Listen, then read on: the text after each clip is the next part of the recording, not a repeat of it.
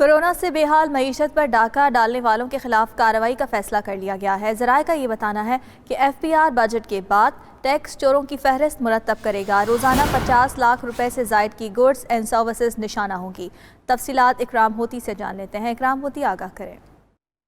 جی، یہ بڑے بڑے تاجر ہیں اور بڑے بڑے پروڈیوسرز ہیں اور بیچ میں جو مڈل مین ہیں، ان نے جب یہ کورونا تیز ہو رہا تھا اور لاک ڈاؤن بھی ہو رہا تھا اور اس کے بعد بھی انہوں نے ٹیکس آفیشلز کی جو وزیٹیشن ہے یعنی کہ انسپیکشن ہے اس سے بچتے ہوئے اس دوران بہت سارا سروسز اور گڈس کی خرید و فروخت کی، لیکن اس کو ریکارڈ پہ نہیں لائے۔ انہوں نے جو ٹیکس ریٹرنز بھی اس دوران سیلز ٹیکس میں جمع کرائیں تو اس میں گڈز اور سروسز کو چھپا کے رکھا اور ٹیکس چوری کی۔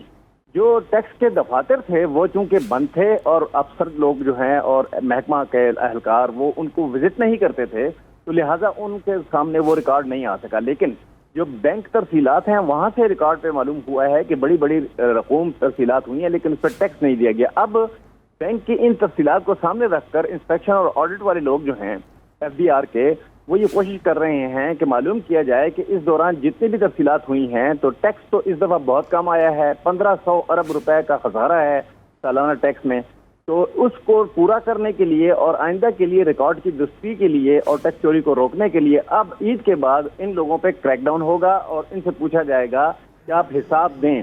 جو حساب نہیں دے سکیں گے ان کے خلاف سخت پینلٹیز لاگو کی جائیں گی۔ اکرام ہوتی، بہت شکریہ۔